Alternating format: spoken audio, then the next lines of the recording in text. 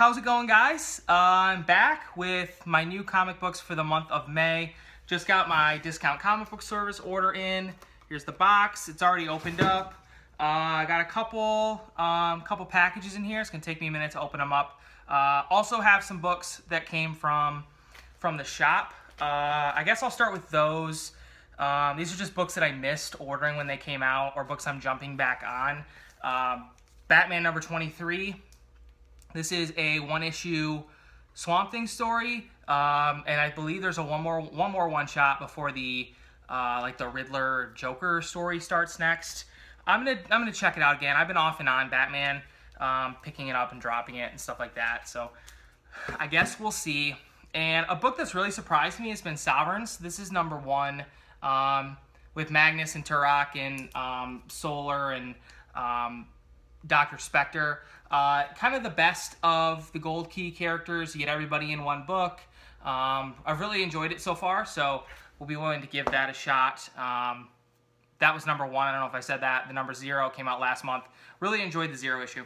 And then I got a couple X-Men books. Well, one's not an X-Men book, but it's a tie-in. This is Totally Awesome Hulk number 19, written by Greg Pak. This is the prelude to Weapons of Mutant Destruction. This crossover between Weapon X and Hulk. It appears from the previews that the Weapon X program has created a Hulk that may or may not have adamantium claws, so that's going to be interesting. The Weapon X book has been surprisingly good with Sabretooth and Wolverine, Domino, Warpath, and Lady Deathstrike. The latter two haven't been in it so much up to this point, but really looking forward to that. Here's Weapon X. This is number 3. With Domino on the cover, this one's centered a little bit on Domino. We had some Wolverine and some Sabretooth in it as well, but looking forward to that crossover. And then a number 1 that I actually really liked out of the X-Men books, this is one of my favorites. This is Generation X, number 1, with sort of Jubilee as the centerpiece, the leader of this team of misfits, for lack of a better term. Quentin Quire's in there, Bling's on the team, some other characters that I'm not quite as familiar with, so the art is good, so I'm looking forward to checking this book out. This I'll definitely be keeping over some of the other X-Men relaunches. Jean Grey, I don't think I'll be reading into the future. But all right, so we got one giant package of books here. I've got some other stuff here. We'll go over these first. I got a smaller package. No idea how they decide how they pack these things, but bear with me as I open them up. And there won't be any order to this, obviously. I'm not entirely sure what's in each. We've got The Old Guard, issue number 4. Really liked this so far. Written by Greg Rucka. Kind of about these 4 characters that have lived for a long time. They can't die. It appears at this point that someone is trying to take that from them. So really looking forward to continuing to read that. We got Super Sons number 4. This book is awesome. I love it every time it comes out, with Damian and John Kent. Really highly recommend that. Along with this. This is Superman number 23. Number 22 is going to be in here somewhere as well. But this Black Dawn story, I really liked the first couple of issues. This appears to be a Ryan Sook cover. The Superman book is my favorite DC book, by far. And then XMen Gold. This is issue number 4 with the Gambit cover. I actually haven't read issues 1 and 2 yet. That's they're still in my pile from last month. That's kind of the problem when I get books like I do now. I'm getting so many at a time that I don't read them quite as quickly as I would have in the past. Like 4 or 5, maybe 6 books a week. I'm able to read them as they come out and keep up with it, but all at once it's a little more difficult. Also have this was supposed to come out a while ago. We're finally getting it. This is AD After Death, book number 3, written by Scott Snyder. Art is by Jeff Lemire. Part prose, part comic. Really like the first couple of issues. Definitely looking forward to finishing that up with number 3. There's one trade in here. This is a hardcover. It's sealed, so I can't show you the art. But this is Joe Gollum, Occult Detective, written by Mignola and Christopher Golden together. They did a novel about the same character that I have not read. But this is obviously the hardcover of Volume 1. Looking forward to checking this out. Anytime that Mignola universe stuff kind of has a noir setting, I'm really into it, and that's definitely what that's going to be. All right, so now I got to open this giant package here. This is all the rest of my books. Like I said, probably about 40 issues in here or so. That's my average month, especially with all the DC books double shipping. So, all right, let's go. We've got 7 to Eternity. This is number 6. Of course, written by Rick Remender, art by Jerome Opeña. This book has been really good so far. I'm not always super crazy about the fantasy type stories, but this one has definitely been good. A book that the more I read, the less interested in it I am, probably because of how slow and meandering it is. This is Paper Girls number 14. I feel like this is a book that would read great in trade. I'm getting less and less into the single issues. I may drop off and just pick up the trades at some point. We will see. I'm trying to match up some of the DC books now, just because there's so many of them in here. We've got Green Arrow. This is number 22 and number 23. I've enjoyed this story. We have 2 parts of The Rise of Star City. As a casual Green Arrow fan, I'm definitely enjoying this. I don't know how much you'd be into it as a hardcore Green Arrow fan. I don't know how fresh and new this story is, but I mean, I would recommend it for the casual fan. Picked up a Marvel number 1. I don't know if I'm going to stick with this or not, but I picked up Black Bolt number 1. The art is by Christian Ward, and that's mainly why I picked it up. I believe he did Odyssey with Fraction. So yeah, definitely interesting art style. Definitely looking forward to checking that book out. But again, it's a character that's not going to make me stick on the book if it's not good. So we'll see. We have a couple issues of The Button in here. I got to find the other one. There it is. This is Batman number 22, the lenticular cover, and Flash number 22, also the lenticular cover. I honestly have no idea why they released all 4 of the Button issues with the Rebirth banner on them and everything, and then all of a sudden Flash 24 comes out and it looks like this. Hopefully there's a reason for it in terms of the story, but we'll see. Obviously has a throwback Golden Age look to the cover, so we'll see. Haven't read the first 2 issues of that. I wanted to wait for all 4 of them to come out, so I'll reserve judgment. I've heard a couple things, but I'm not going to let that affect my opinions. This is XMen Gold issue number 3. Have not read number 2 yet, but I really like number 1. It's written by Matt Kindt. Anything by Matt Kindt, I'm at least going to give it a couple of issues, and I'm a fan of XMen Gold as well. So, got some X-Men books in here. Let me find the matches. All right, so we've got the other issue of X-Men Gold. This is number 3 with Kitty Pryde on the cover. Like I said, I have not read 1 and 2 yet, so we'll reserve judgment. And then this is X-Men Blue, number 3, and number 4. Also have not read the first 2 issues, so I won't say anything yet. But just judging by the teams, if I were to be more likely to stick with one or the other, it would definitely be the Gold team. At this point, I'm kind of over the original X-Men, but we'll see. This book is awesome. This is Wildstorm number 4. The Wildstorm characters are starting to come into the book.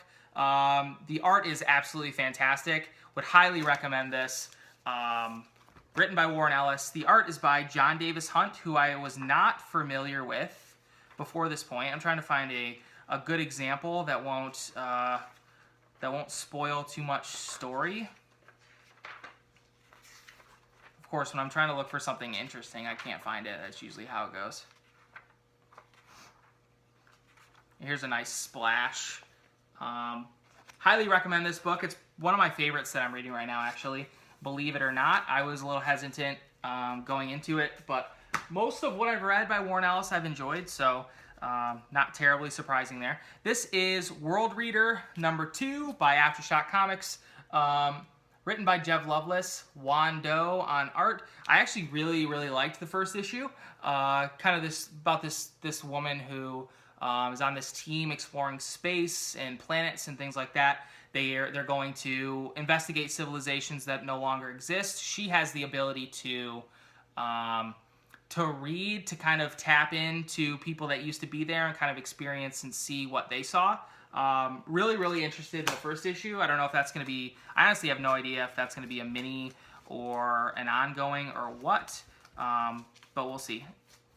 Oh, here's the other issue. You have a couple issues of Hal Jordan and the Green Lantern Corps. This is number 20 and number 21. I've now dropped the other Green Lantern book at this point. We're going to continue with this one. This, to me, feels like what a Green Lantern story is. Epic in scale. You're in space. There's tons of characters. Kyle Rayner, John Stewart, Guy Gardner, Hal Jordan are all in this book. This is what I read a Green Lantern book for. The other book is... I enjoyed the character development with Simon Baz and Jessica Cruz, but it didn't seem like the story was ever going anywhere. If I hear amazing things about it down the line, I may jump back on, but definitely enjoying Hal Jordan more so than the other book. This book, we've got a couple issues here. It's got to win me over. I'm gonna drop it, which I don't want to because I've been on it since the start, but this is Detective Comics number 956 and 957. This is the end of the League of Shadows story, which centers around Orphan. This is the first part of the Wrath of Spoiler, which I'm a gigantic spoiler fan. I didn't even know that this was coming, so I may be reading this for a bit longer. We will see, but it's been okay. It was definitely better in the beginning. I don't think it's been quite as good since the 2-issue Batwoman arc, which may be all of this League of Shadows story. I don't know. And then there's only one issue of this, which tells me that the last issue probably comes out next week, or the number 24 comes out next week. This is Old Man Logan number 23, written by Jeff Lemire. This past live story looks very interesting. I love the covers. Have not read the first 2 issues of it. So we'll see. The cover is still by Andres Sorrentino. He's not doing the art, which is disappointing, but whatever. And then the only other X-Men book that I have in here is All New Wolverine number 20. I jumped back on this book at number 19. Yeah, when she got her new costume. She's in like the X-Force costume now, not the blue and the yellow and blue one. I read this book for like the first 6 or so issues, jumped off it. It seems kind of watered down. Not what I expect in terms of an X-23 book, but we'll continue to read this with the new arc and see what happens. Kind of rebranding all the X-Men books. I decided to give them all a shot. This is in here. I don't remember ordering this, but this is the Mighty Thor number 15, the Asgard Shi'ar War. This is number 1 of that story. Like I said, I don't remember ordering this. I'll read it and we'll see. I read this book when it was the first volume before they relaunched it. The art is fantastic and Jason Aaron's story is good. Just not a giant Thor fan, so I dropped off it. But we'll see. Book that I'm excited about it being very close to the end. I'm very over it at this point. This is Green Valley, number 8. Was this really straightforward fantasy story that I was on board for? I didn't think it was anything groundbreaking, but the art is fantastic, so I was willing to deal with it. It's now become like a time travel story. I don't know. I'm just not into it. Maybe it's because I wasn't what I was expecting. Maybe the book still is good. I don't know. Curious to hear other people's thoughts on that one. I'm definitely over it at this point. We've got the other issue of Superman Black Dawn. This is number 22. Like I said, I really liked the first couple issues of this. 20 and 21, I think, were the first 2 parts of that story. And then this book was supposed to come out a couple weeks ago, maybe a month ago. We're finally getting it now. This is The Dregs, number 3. Black Mask book. Really interested in this. About this like community where everyone is homeless. This place where they're all kind of pushed to. We have one of our homeless characters is investigating murders that are happening in that area. Definitely a good book so far. I think it's a 4-issue mini, so we'll see how that gets wrapped up. And we got 4 more indie books. And 4 pretty good ones. This is Department H, number 14. I love Matt Kindt, and I love when he does the art on books, but this is a book like Paper Girls. It's very slow, very meandering, and it's hard to read it in single issues. I always forget what happens from issue to issue, so we'll see. I'm going to stick with it for at least a couple more issues. I think I have it through issue 16 ordered. I may drop off of it and read it in favor of the trades. They did hardcover printings of it, just like they did for Mind Management, so it's definitely an option, but we'll see. Then we got 3 really good books left. This is Black Hammer, number 9. I don't know if this is the A cover or not. It doesn't look like the other A covers for the book, so we'll see. I haven't read the last issue yet, but Black Hammer is an awesome book. Somehow manages to capture like this Golden Age feel with characters that you'd expect to see in like a Golden Age or a Silver Age story, but has like this horror twist and feel to it just because of the art. Oh, the art is by David Rubin, who did Ether with Matt Kindt, which I would highly recommend. That's probably why the cover looks different. It's not Dean Armstrong art. This might be a one-shot or something like that. But anyway, highly recommend Black Hammer. It's a really awesome book. Feels really different from anything else that I'm reading, and that's really all I can ask for at this point. And then we have another Matt Kindt book. This is Grass Kings number 3. This is another one that feels like it's going to be pretty slow moving, but with Tyler Jenkins' art, I'm definitely willing to stick it out. This and it's printed with like these like cardstock covers, which is just a really nice touch. It has, you might be familiar with Tyler Jenkins' artwork from Peter Panzerfaust. It's definitely rougher, and it's painted with watercolor in this book. Definitely a different feel. Highly recommend. Grass Kings, the first 2 issues, I've really enjoyed. And then the last book is Jeff Lemire.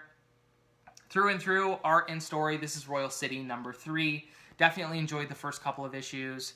Jeff Lemire's art is fantastic. I don't think it's for everybody, and I don't necessarily think this book is for everybody, but I've really enjoyed it so far. So that's all the books that I picked up. It's quite a few, actually. I don't know how many. My invoice doesn't say how many I had, but thanks for watching. I'm gonna have another video posted up probably in a week after this. I've been accumulating things from Second and Charles trips and random back issue places and stuff like that, that I'll show in one video. Books and trades and single issues and all kinds of things. Just kind of a mix of things that I've been picking up over the last month or so. And then that'll probably be it until I get another order of books in June, at the end of June. Anyway, thanks for watching, guys. As always, I appreciate it. Take care, and I will talk to you again soon.